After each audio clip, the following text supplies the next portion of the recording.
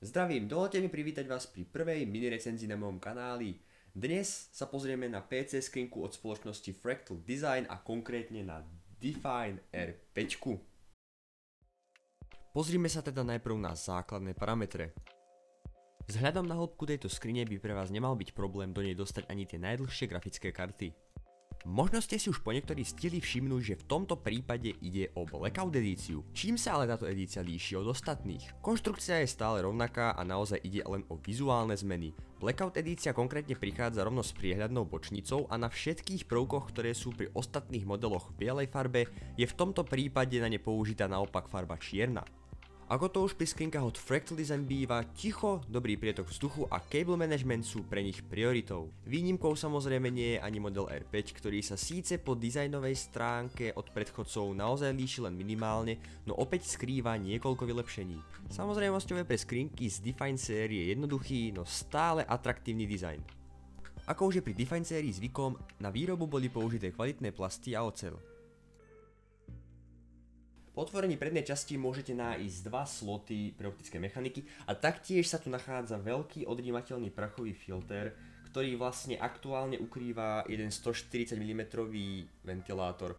Taktiež je tu ešte priestor pre ďalší ventilátor rovnakej veľkosti, prípadne môžete do prednej časti osadiť až 3 120 mm ventilátory. Okrem tohto prachového filtra sa vlastne ešte na spodku nachádza ďalší, ktorý vlastne vedie až do zadnej časti skrine. Naozaj môžete vidieť, že je dlhý, jednoducho pokrývajú celú, teda sa nachádza aj pod zdrojom. V prípade, že by vám nevyhovovalo, na akej strane sú dvierka zavesené, je možné ich, ako môžete vidieť, tuto odšroubovať a môžete si hocikedy prehodiť na druhú stranu, takže je táto skrinka naozaj veľmi prispôsobiteľná. No a nakoniec sa vľavo hore nachádza posuvník na reguláciu otáčok ventilátorov. Ako pri väčšine počítačových skríň na prichytenie oboch bočníc slúžia klasické ručné šrouby. Akurát, že v tomto prípade ich na oboch stranách nebudete potrebovať. A to vďaka naozaj rafinovane vymyslenej poistke. Poistku stačí naozaj len potlačiť a následne môžete bočnicu zložiť. Pre spätné osadenie bočnice len stačí položiť na koľajničky a zaklopiť, na čo by sa následne mala zacvieknúť do poistky. Ako môžete vidieť, na pevné držanie bočnice naozaj postačí len poistka, tým pádom šrouby nie sú nutnosťou.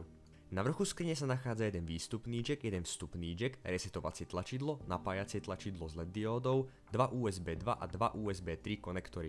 V skrinke sa nachádzajú 3 šachty, z ktorých dve slúžia na umiestnenie pevných diskov a zvyšná slúži na umiestnenie optických mechaník. Ako môžete vidieť, táto šachta dokáže pojať až 2 mechaniky, zatiaľ čo šachta na harddiských dokáže pojať až 8. V tejto šachte je možné kombinovať 2,5 a aj 3,5 palcové disky. Zaujímavé na týchto šachtách je, že si ich môžete hocikedy odskutkovať a voľne v rámci skrinky prenášať. Ďalej sa dostávame k časti, ktorá slúži na osadenie zdroja a prídavného ventilátora.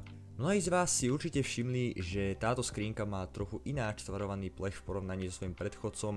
Konkrétne ide o to, že káble už vychádzajú pod určitým uhlom, čo má za následok to, že jednoducho do skrinky už nedostanete EATX dosku a tak sa budete v úvodzovkách musieť uspokojiť s menšími verziami ako je napríklad ATX či Micro ATX. Vzadu hore sa nachádza ďalší 140 mm ventilátor, pod ktorým sa nachádza 7 rozširovacích pozícií pre PCI karty.